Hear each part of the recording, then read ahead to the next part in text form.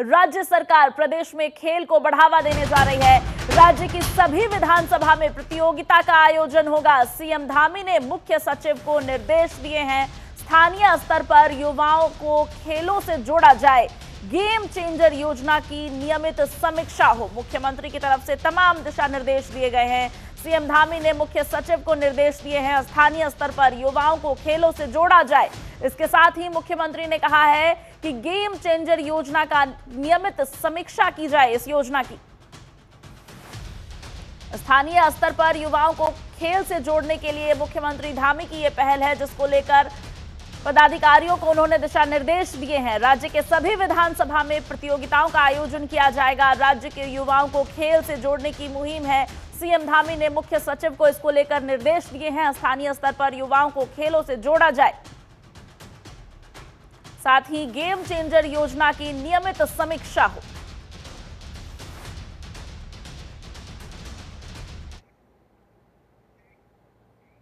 उत्तराखंड में विदेशी घुसपैठियों पर होगी बड़ी कार्रवाई। सीएम धामी ने पुलिस को अभियान चलाने के निर्देश दे दिए हैं।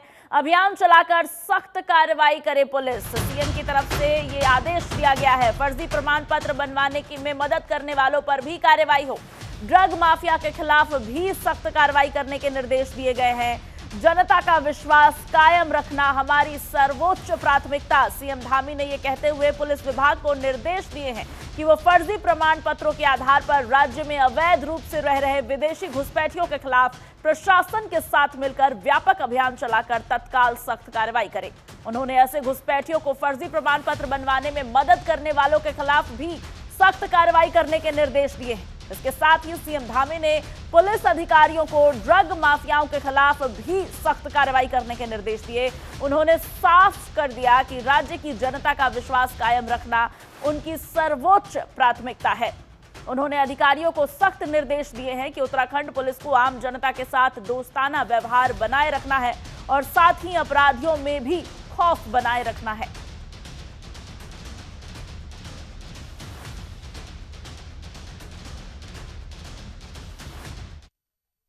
पुलिस का 2 दिवसीय पुलिस की एक प्रदेश स्तरीय संगोष्ठी थी और उसमें विभिन्न मुद्दों पर जो भी राज्य के अंदर चुनौतियां हैं, आने वाले समय में 4 धाम यात्रा है, टूरिस्ट सीजन है, वनाग्नि है, साइबर कंट्रोल है, ट्रैफिक व्यवस्था है और अपराधों पर अंकुश लगाने की बात है, वेरिफिकेशन है, सभी जो भी हमारे एक समय से राज्य के लिए आवश्यक मुद्दे हैं, उन सभी पर पुलिस की 2 दिवसीय यहाँ पर संगोष्ठी चली है और बहुत अच्छा इनिशिएटिव पुलिस ने लिया है।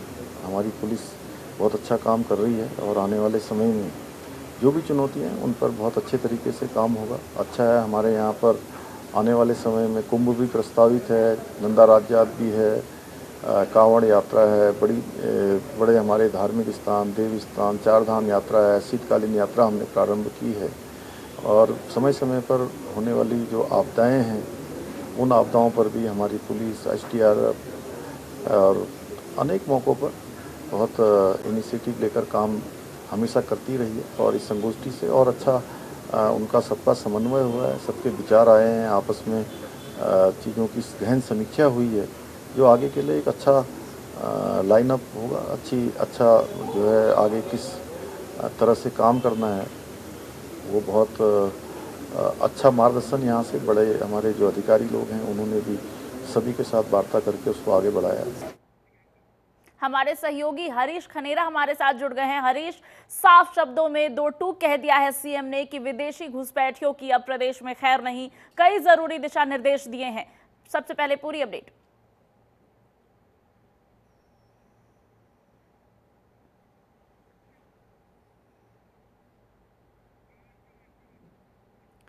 हरीश हमारे साथ नहीं बने रह पाए हैं, लेकिन फिलहाल आपको बता दें कि मुख्यमंत्री ने 2 टूक कह दिया है कि विदेशी घुसपैठियों की खैर नहीं होगी।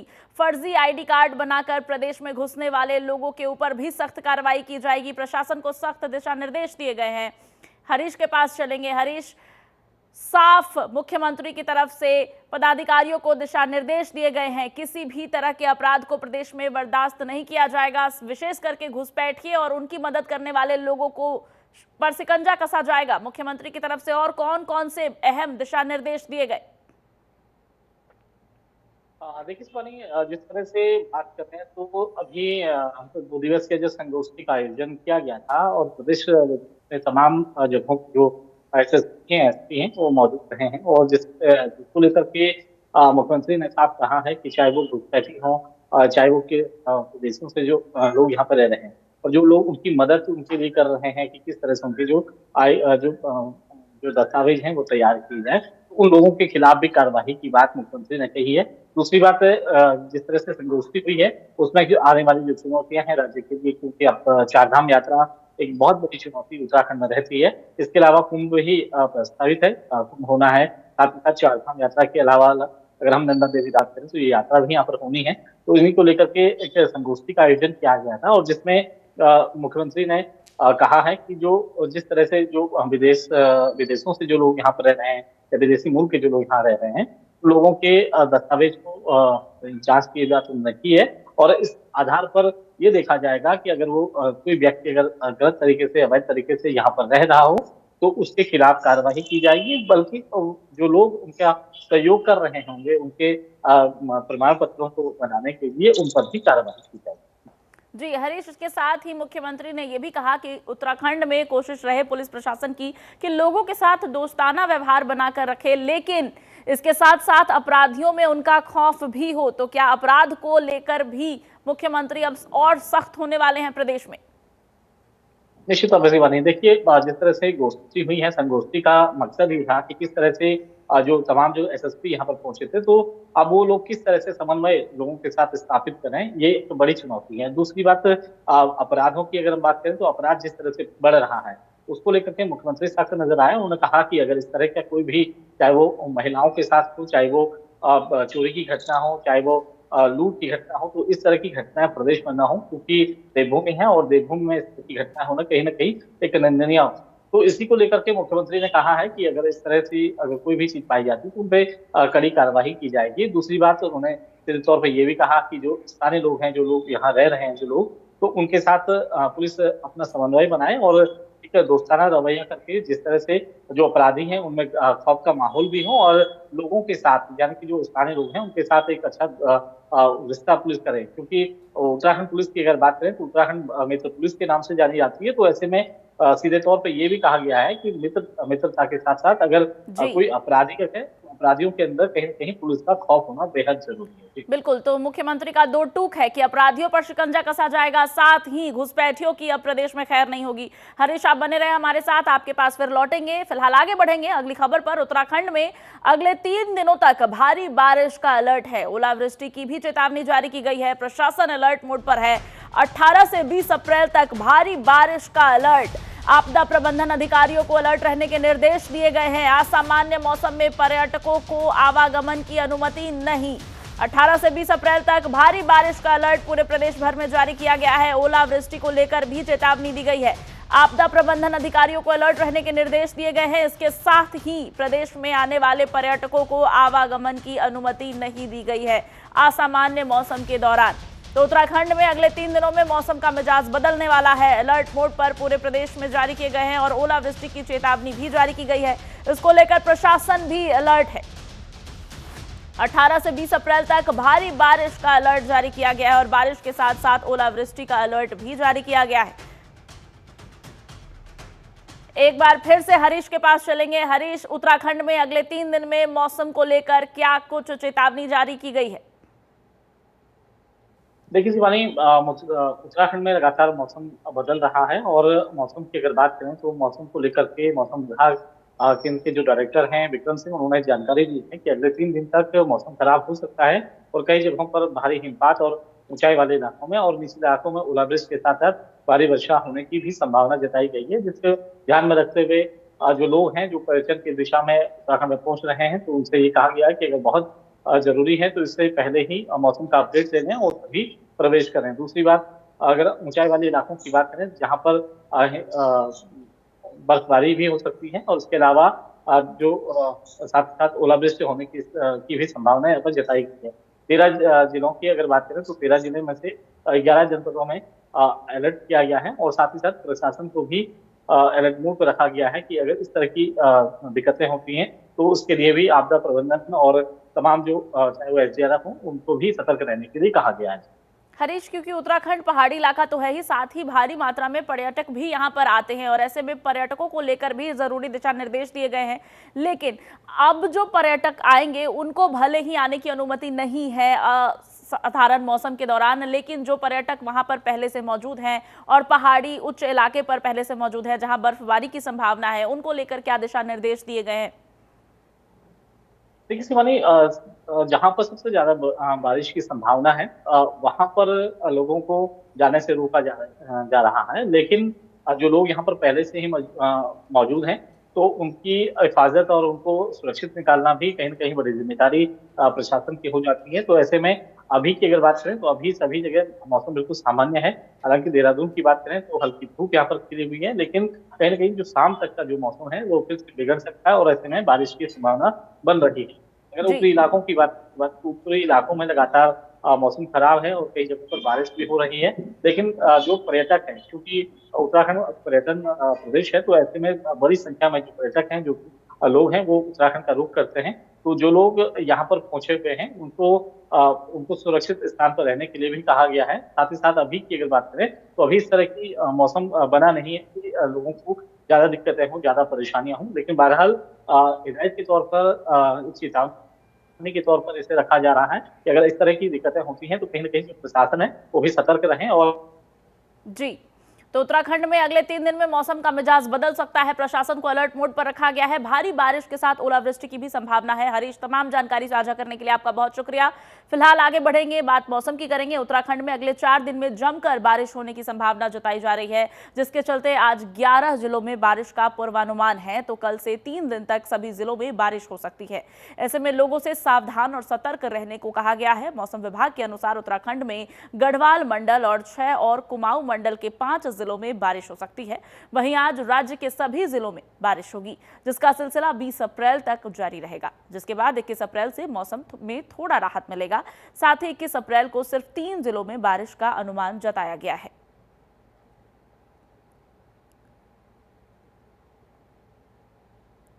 उत्तराखंड में 11 जिलों में बारिश का पूर्वानुमान मौसम विभाग की तरफ से जारी किया गया है। मौसम का मिजाज उत्तराखंड में बदलने वाला है। 3 दिन तक सभी जिलों में बारिश हो सकती है। नमस्कार, मैं विक्रम सिंह, निदेशक मौसम केंद्र देहरादून से। उत्तराखंड के लिए मौसम की बात करें तो कल 18 तारीख से लेकर 20 तारीख में फिर से एक पश्चिम विक्षोभ निकलेगा, जिसका असर की जो उत्तराखंड में भी देखने को मिलेगा। तो 18 तारीख को देखेंगे तो शाम रात से उसकी एक्टिविटी मिलनी शुरू होगी, खासकर गढ़वाल रीजन में, और छुटपुट एक्टिविटी जो कुमाऊं रीजन की हिल्स में भी वो मिलेंगी। तो आप ये कह सकते हैं 18 की रात को जो है कुछ जगहों में हल्की मध्यम तक की जो बारिश है या थंडरस्टॉर्म एक्टिविटी है वो गढ़वाल रीजन में रहेगी, और आइसोलेटेड एक्टिविटी कुमाऊं के जो अंदर के डिस्ट्रिक्ट्स है या और भी हिल्स के जो डिस्ट्रिक्ट हैं उनमें वो मिलेंगे। जब आप 19 तारीख को जाएंगे तो 19 तारीख को जो एक्टिविटी है वो पूरे प्रदेश में ही रहेगी। तो हल्की से मध्यम बारिश और जो थंडरस्टॉर्म एक्टिविटी है पूरे प्रदेश में जो 19 तारीख को देखने को मिलेगी। तो 19 तारीख को पीक रहेगा एक्टिविटीज़ का। फिर जब आप 20 तारीख को जाएंगे तो एक्टिविटी थोड़ी कम होगी। मैं कहूँगा कि अनेक जगहों तक में फिर वो जो है मिलने वाली है, और हल्की से बहुत हल्की या एका दुक्का जगहों में मध्यम दर्जे तक की जो है बारिश है या थंडरस्टॉर्म एक्टिविटी वो फिर रहने वाली है। चलिए आगे बढ़ते हैं। बात अब चारधाम यात्रा की। चारधाम यात्रा 30 अप्रैल से शुरू होने जा रही है। 30 अप्रैल को अक्षय तृतीया है। केदारनाथ, बद्रीनाथ, गंगोत्री और यमुनोत्री धाम की ये यात्रा दुर्गम पहाड़ी इलाकों से होकर गुजरती है। इस यात्रा में हर साल लाखों श्रद्धालु शामिल होते हैं और पवित्र धामों के दर्शन करते हैं। लिहाजा प्रशासन यात्रियों की सुरक्षा और सुविधा के लिए हफ्तों से व्यवस्थाएं करती है। साथ ही दिशा निर्देश हर साल की चारधाम यात्रा को लेकर भी उत्तराखंड पर्यटन विभाग ने गाइडलाइंस जारी कर दी है।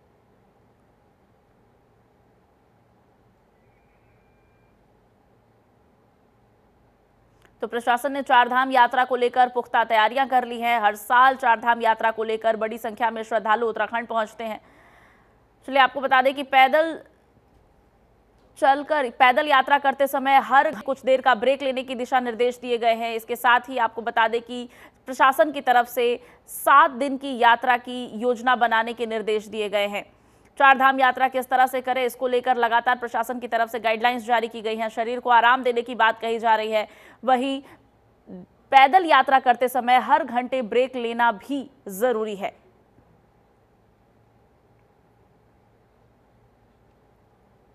हर 5 से 10 मिनट तक ब्रीदिंग एक्सरसाइज करें। आपको बता दें कि पहाड़ों में हवा का दबाव कम हो जाता है।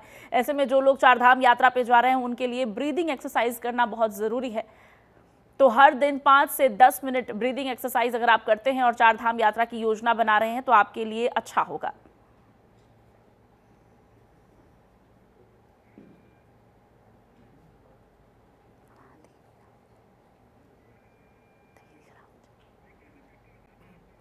तो बैग कैसे पैक करना है चारधाम यात्रा की अगर आप योजना बना रहे हैं तो अपने बैग में अपनी ज़रूरी दवाइयां ज़रूर रखें। अगर आप किसी डॉक्टर से परामर्श ले रहे हैं, कोई इलाज चल रही है आपकी, तो उसके संबंधित दवाई भी आपके पास ज़रूर होनी चाहिए। साथ ही अपने डॉक्टर का नंबर भी अपने पास ज़रूर रखें। किसी भी तरह की असुविधा महसूस होते ही स्थानीय वहाँ पे जो मौजूद हेल्पलाइंस होते हैं उन पर संपर्क करें। स्थानीय डॉक्टर्स जो आपकी सेवा के लिए वहाँ मौजूद हैं उनसे संपर्क करें। साथ ही मौसम की जानकारी लेते रहना बहुत ज़रूरी है, क्योंकि कई बार पहाड़ों में मौसम बदलते रहते हैं। ऐसे में लगातार मौसम की जानकारी लेते रहें और उसके अनुसार ही अपनी यात्रा को आगे बढ़ाने की योजना बनाएं। यात्रा शुरू करने से पहले वेदर रिपोर्ट ज़रूर देखें।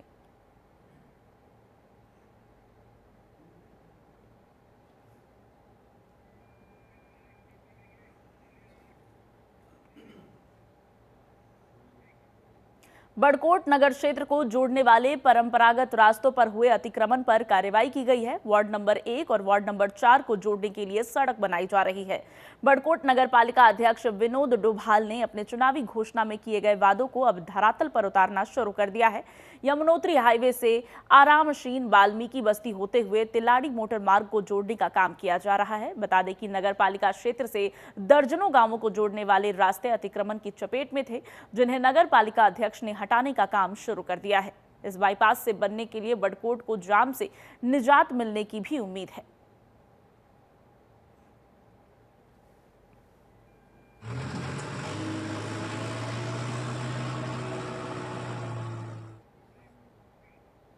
उप जिलाधिकारी थराली पंकज भट्ट ने कार्यालय में नगर पंचायत अध्यक्ष स्थानीय व्यापारियों के साथ बैठक की।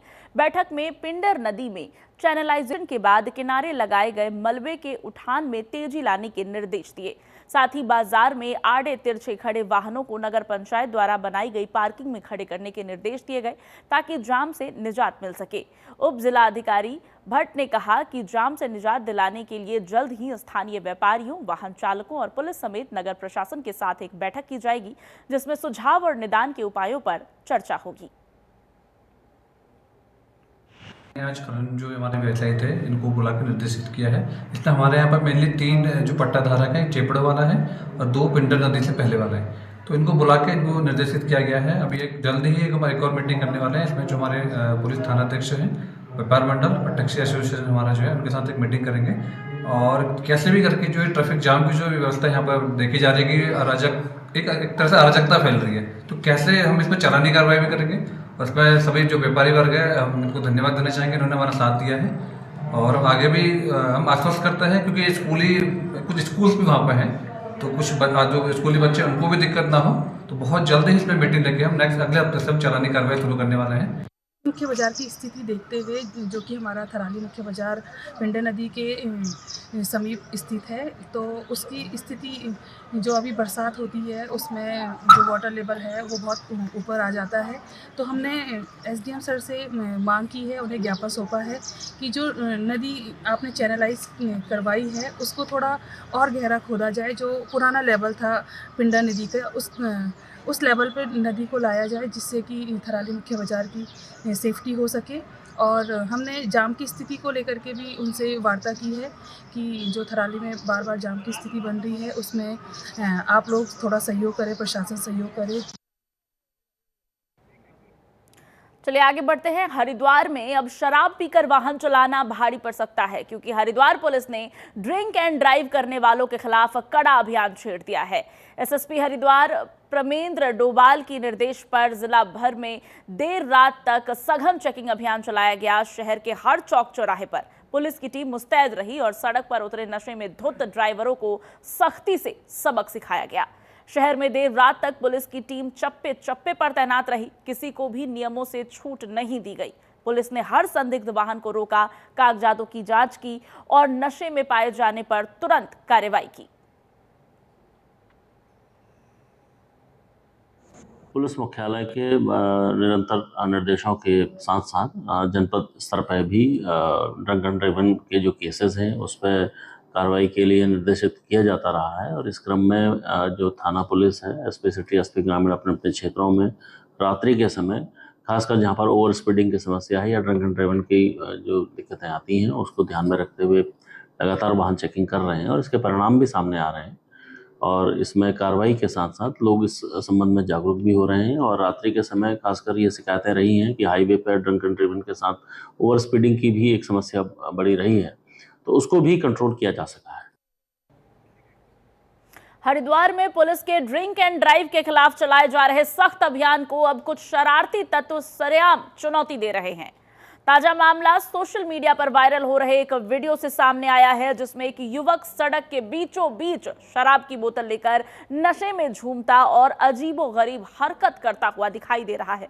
हैरान करने वाली बात यह है कि जिस वक्त युवक सड़क पर बैठा हुआ था वहां ट्रैफिक भी चल रहा था। ऐसे में भी कभी भी बड़ा हादसा हो सकता था। अब सवाल ये उठ रहा है कि आखिर इस नशे में धुत युवकों के हौसले इतने बुलंद क्यों हैं? क्या उन्हें पुलिस की कार्रवाई का कोई डर नहीं है?